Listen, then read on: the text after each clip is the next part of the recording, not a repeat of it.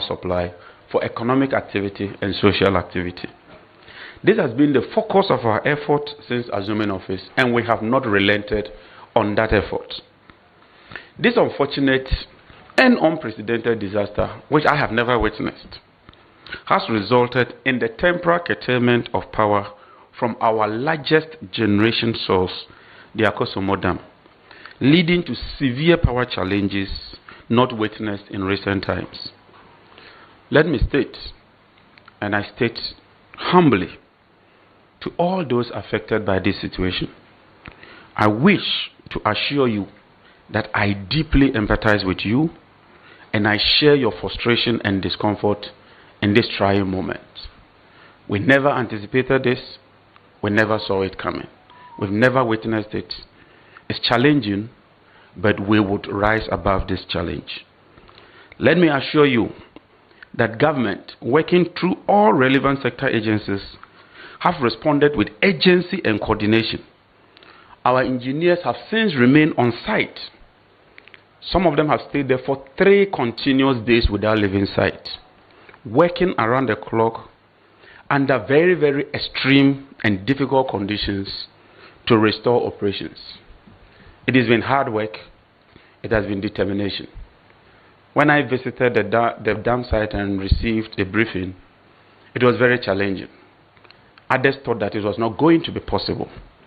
But I'm pleased to inform you today that through emergency technical interventions and sheer determination, the first generation unit was successfully restored yesterday.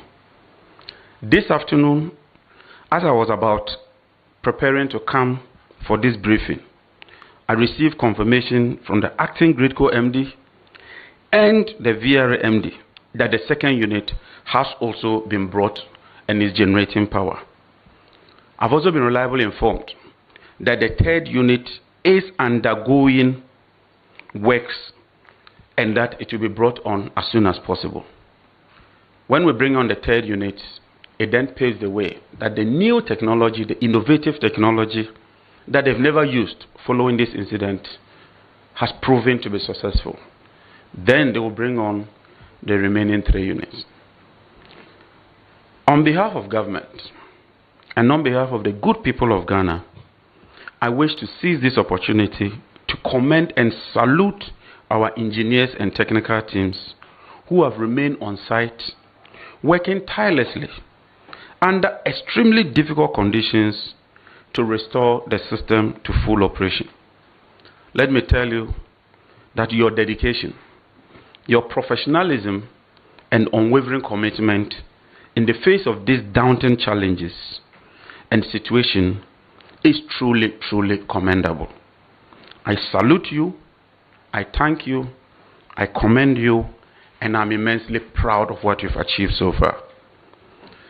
Given the situation, I've also directed the MD for the Electricity Company of Ghana to provide regular and timely updates to the public on areas that will be affected. We will not shirk responsibility. We will not deceive you. When I briefed the President told me to be honest and transparent. Yes, this unfortunate incident leaves a gap, and so it will affect some people. And so ECG, under the management of Engineer Julius Kwekwen, have been publishing regional updates. And in collaboration with the Ministry of Information, we're even going to make it more available for everybody to see what is happening. But because it is fluid, because it's not like the regular load shedding, where you are aware that for a foreseeable period of time, you cannot restore power, we cannot do weekly publications. In fact, engineers are working around the clock. Within this week, they are pushing to restore all the plants back online. And so we can only provide you with a very short interval period. Indeed, this morning, we published a schedule for 6 o'clock to 6 p.m. That's 6 a.m. to 6 p.m. This afternoon, they've had to review it because one more plant is come on with about 140 megawatts. And so we would not live in denial. When we face challenges, we will tell Ghanaians. We know that, like me, every Ghanaian wants to enjoy uninterruptible supply of power. But I also do know that Ghanaians also appreciate it when we have genuine challenges that is not caused by policy failure or intentional. We will be honest with you, but we'll also tell you what we are doing to address the situation. And we have since been doing that right from the day I visited the plant and all the periodic updates that we've been providing. Let me also state clearly that disasters of this nature are neither predictable nor entirely preventable. And even in advanced countries, sometimes they face challenges. However, what remains within our control is the speed, the coordination, the honesty, and the determination with which we respond to these challenges. In our attempt to swiftly restore power, safety would remain paramount. The safety of the engineers is very, very critical. We can't afford to lose even one soul or sustain any injury. And so this work ought to be done diligently, meticulously, in accordance with safety standards. We would move with alacrity, we will move swiftly, but we will not seek to cut corners. To get to the root cause of this incident, as Minister for the sector, I've constituted a technical team chaired by the Venerable Engineer Williams Amuna to conduct a thorough and independent investigation into the incident. They will focus on the technical issues and come up with a report in 2 weeks. I'm well aware that the security agencies are also conducting a parallel one, looking at possible culpability and criminality, and we'll be waiting for that investigation. Let me assure Ghanaians that we remain fully committed to restoring normalcy within the shortest possible time.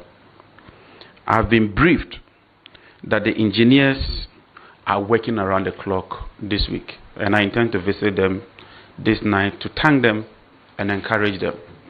I wish them the best of luck, and I know they can rise to the challenge. And from what I'm witnessing, the engineers have indeed shown that they can do it. Thank you very much. Let me now deal a little bit with the few pockets of distribution challenges that we face. Many transformers across the country are becoming obsolete and overstretched due to increasing demand and years of underinvestment. In about 10 years, our demand has doubled. In fact, when you look at the record, it has more than doubled. What it means is that we have to increasingly invest in the sector. But due to underinvestment over the years, this has resulted in overloads, low voltages, and recurring outages. Government is addressing this issue head-on by implementing a nationwide transformer upgrade and replacement program. As an immediate intervention, this month alone, we have installed almost 200 transformers, and we have the list with Roxanne. He will make that available to you. In Tamale, on the day of the incident, I personally visited Tamale, and we have the list of all the areas that these transformers have been installed. This week, we intend to deploy another 140 of these transformers. In all, we seek to deploy 2,500 transformers to improve supply reliability and improve the voltages as well. To improve these voltages, high capacity transformers are being deployed at key primary supply stations. Already, we have done Adenta, and that can be verified. We've done Lashibi, that can be verified. Yesterday, we did Teshinungwa, that can be verified. Within this week, by close of week, we will move to Kumasi to tackle the Rage primary substation. These are big, big transformers. And we are moving away from the 20 kVAs to about 30 kVAs and above. And that tells you that we are really investing in the sector. But it takes a bit of time to realize the benefits of all the investments we are making. The Ghana Grid Company is also preparing to commence critical transmission reinforcement works in Kumasi in June. And what we've decided is that we should allow the World Cup to pass. After that, we'll zoom in to do the transmission works. We're also working on some distribution lines, and Avensis will move to Kumasi this very week to commence work on the distribution lines. To further strengthen the system in Kumasi, Senate Energy Limited is airlifting a critical component which is expected to arrive here tomorrow and will be transported to Kumasi to further strengthen the generation network in partnership with Gridco. And so let me assure you that we are confronting both immediate disruption and long-term structural weaknesses within the ECG and NETCO operational areas. We inherited a challenge, but we are determined to address that challenge, like we did with the fuel issue, with the generation issue, with the IPPs, and all the other hydra-headed problems that we encountered. We are restoring what has been disrupted. We are replacing what is not fit for purpose, and we are determined to build a stronger, more resilient power system for the future. We remain fully committed to delivering reliable electricity supply to every Ghanaian. This experience you are going through is transient, it is temporary, and I assure the people of Ghana that we shall work around the clock to restore normalcy and improve the sector. Thank you very much, and may God bless us all. I'm most grateful.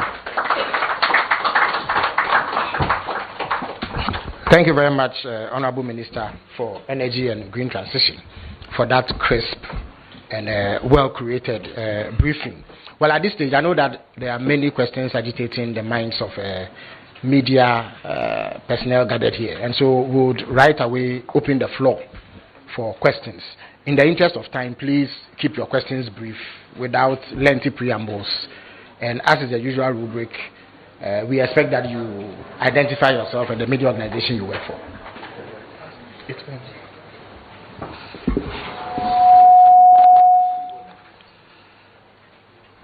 Hello. Good afternoon. My name is Shadrach Odamejare, Metro TV Ghana. My first question has to do on some questions I picked on social media. I was asking the minister, the doomsaw has been happening before these said issues with transformers and fires at Gridco. So I don't know how he would respond to that. And the second one is the stepping aside of the Gridco CEO. That also they are asking, is that not too reactionary, and is that not going to undermine the work of the said committee before the report comes in? And my last is a plea. Most of the people, like it or not, who point fingers and cast insinuations at the minister and every leader here will possibly do it in Chi or Ga. So can we please have a rap in Chi? Said yeah, to me brofunimu in Chi for no more metiase na yankokase minister ne say so non kai medas. All right. Thank you very much. Hanan, please move to the microphone. Yeah. Thank you. My name is Abdul Hanan Adam, and I work with the EIB network. Minister, you said the ECG boss would, or ECG would provide timely update with regards to when these lights will go off. But is it not to say that that is publishing doomsaw timetable in disguise, as the minority will put it? How do you respond to that? My second question has to do with the shake-up in the Ashanti region. Is it that you decided to do the shake-up because you agree with the party chairman in the region that it is some sort of sabotage with regards to power distribution in the region? Thank you. Thank you very much.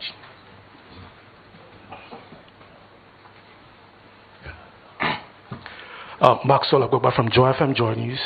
I have 3 questions. I don't know if I can ask. You need to make them snap. Okay, yeah. So the first one, the minister rightly mentioned that we are facing this double whammy of a challenge in the power sector because of one, installation of transformers, and then the fire incident at the Akosombo Gridco substation. Now, I want to find out from the minister, for many of the people who are watching us, they want timelines on when all of this is going to end? I know the minister touched briefly or gave us a time to anticipate that it's all going to end. But many of the people watching us want clear timelines. They just want to see their lights on, and that's their concern. So I want to find out from the minister what clear timelines, can he give? And then the second question, it's a public interest question. I've seen comments on social media that the Gridco boss was actually asked to proceed on leave in April.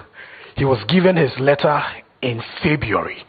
And that release saying that he's been asked to go on leave is just a face-saving thing by the government. I would love that he responds to that for me as well. And then my third question, what lessons are we learning from this incident? It is a force majeure, of course. We don't have any control over it. But what buffers are we going to create so that another time we have a force majeure like this, consumers and Ghanaians will not face this kind of disruption, in power supply? Thank you. All right. Thank you very much. So you will take the last one from Bloomberg, after which you answer. Yeah, we'll come back for another thank you very much. Yeah. My name is Akosombo. I correspond for Bloomberg. Honorable, regards the suspicion of possible arson, is there scope to use AI and security, special security installations around these, even the new ones you are installing, the 30 kV and what have you? Is there scope to use that and also to monitor for subsequent events when they happen? Two, regarding 1,000 megawatts that you said we have lost, can you put it in size and scope for us in proper context? For example, what is our total peak capacity or installed capacity or peak demand, so that we can put this rather in proper context? And also, if I'm installing new transformers, how is that going to affect our installed capacity moving forward? For just proper context. Thank you very much. All right, thank you. So the minister would answer these 5 questions. After which we take. Thank you very much. Before the incident, you would attest that last year the power supply was very, very stable. Indeed, we received a lot of commendation following the generation stability and the supply we had. This current challenge came up around February, March, when we started moving into the heat, and some of these old transformers, in the heat of it, you begin to experience it. So that's a record. What has just happened last week, like you said, it's a force majeure. It's something that you do not have control over. And that ties into the last question. Our peak demand is about 4,350, or say 4,400. So if you lose 1,000 megawatts, that's about 25% of the population instantly suffering or being without power. So that's quite significant. But like I said, 2 units have been installed so far. The 3rd unit is on the way. And in terms of what you describe as timelines, I said the engineers have set an ambitious target that within this week they will restore. Transformer replacement, we have a first 3-month program. So in the next 3 months, we're going to do an emergency crash program of installing transformers. Then the next 6 months, we'll move into another phase. Then 1 year, we'll just be doing regular upgrades. And so in terms of specificity, when it comes to timeline, that is it. Stepping aside of the Gridco MD, yes, I visited the site, I think on Friday. And after receiving the briefing, I was convinced that he needed to step aside. It's in his own interest. You just spoke about conspiracy theory, all kinds of speculations and accusations.